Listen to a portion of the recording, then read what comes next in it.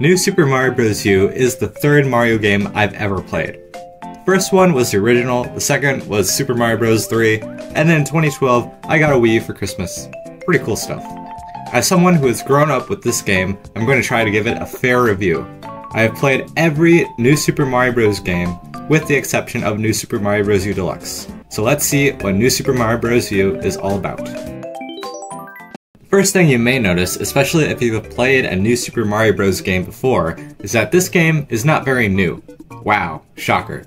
Most enemies, assets, and even music are reused, but New Super Mario Bros. U does introduce some notable additions. This game introduces only one new power-up, in the form of the Super Acorn. This turns Mario into a flying squirrel, allowing him to glide. Think of the propeller suit, but horizontal. It is also as broken as the propeller suit. You can also cheese any star coins with the dreaded flying squirrel jump, and get easy 1-up flags. Another addition to this game is the Baby Yoshis, which have yet to make another appearance since this game, which saddens me, because design-wise they are cool. The pink one floats, the blue one shoots deadly bubbles, and the yellow one glows? Oh no, darkness levels. I feel like they are a bit underutilized because outside the level they are designed for, they are not much use. They are absolutely adorable, especially when they sing along to the music.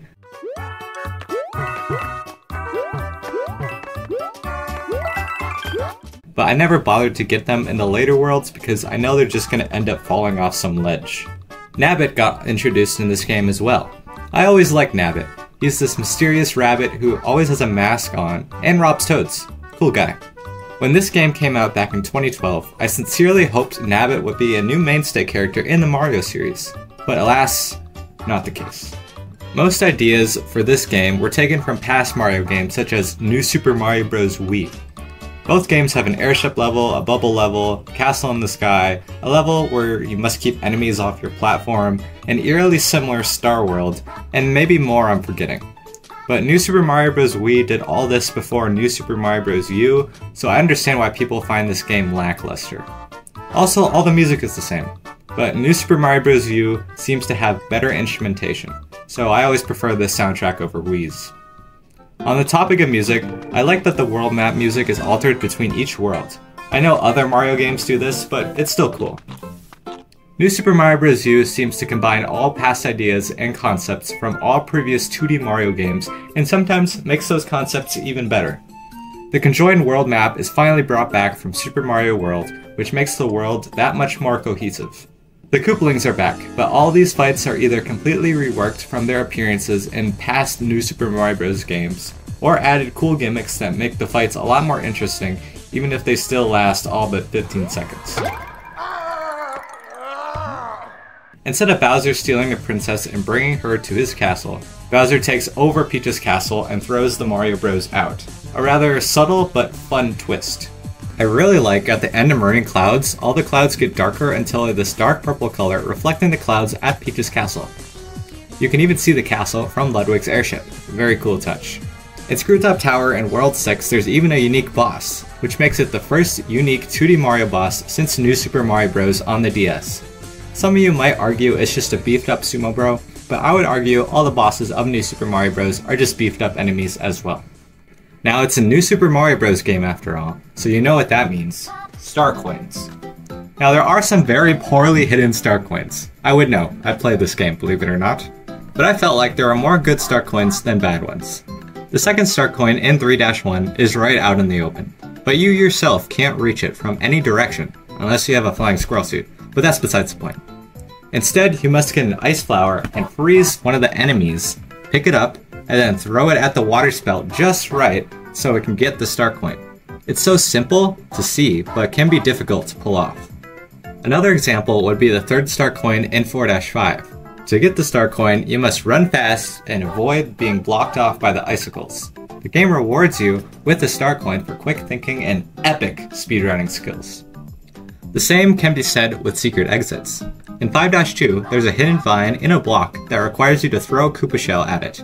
You might think that's unfair, but all the tools are right in front of you to use. It just takes a glance to spot them. And if you don't miss your shot, bam, you get to skip the bad half of World 5. The reason I like this secret exit so much is because it is not like a traditional exit where you can just skip a world. It just provides a shorter route as a reward for discovering it, which is how all secret exits should be. However, despite having some good secrets, I will admit this game does have its fair share of cryptic ones, like in 2-4. I spent so long on this looking for the exit that I was about to give in until I remembered that I had to run into this wall with no significance to reveal a hidden pipe. Just don't ask me how I remembered that. There are more of these secrets than there probably should be. I'm fine with 1 or 2 of these cryptic secrets because they make you explore the levels. But in the same level, there's a hidden block with no indication or hint that it could be there. The only way you would have known it's there is if you happened to hit it while you were trying to jump. There are a few of these kinds of secrets too, where they can hide stuff in invisible walls or above the screen. It is very hard, if not impossible, to get all these secrets without looking up a guide or having prior knowledge to help you. But the game is also a little more difficult than I remember it being.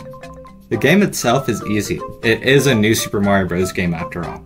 But going back to this game that I haven't played since 2013, I died a few more times than I wanted to.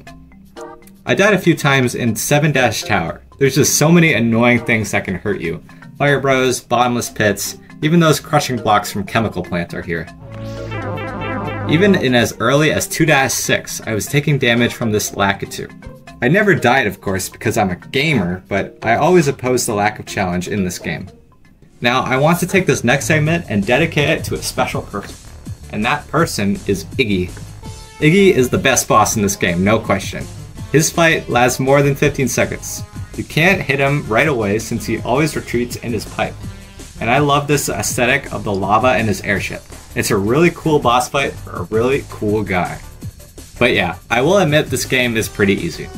Take the castle bosses in each world for example, or more specifically, Larry. Just look at what happens to Larry when I try to fight him. I don't even have to move half the time. He just kinda kills himself. In fact, all these bosses, with maybe the exception of Iggy and the final boss, go down stupidly fast. And I kind of feel bad, they don't even get the chance to attack half the time. Also, some of the star coins will be easy as well. Some of them are just out in the open chillin'. And then there's the third one in 3-2. I'm gliding here, and there's nothing in my vicinity, when BAM! I get a star coin. How nice is the game. Speaking of how nice the game is, there's a lot of clapping in this game. Clapping when you get star coins, when you get 1-ups, even when you just collect a seemingly insignificant string of coins. I would say this is annoying to the average person, but I like it. So you get to Peach's castle all Bowserified, and you save the princess, defeat the big giant Bowser, and you get to go to the Star World, which is pretty cool. There's a lot of hard levels. Yeah, this is definitely where I found most of the challenge that I mentioned earlier, but not too challenging. I didn't die a lot there at all. Oh yeah, and I forgot to talk about the bonus challenges. So there are these really cool challenges that are actually pretty challenging, believe it or not.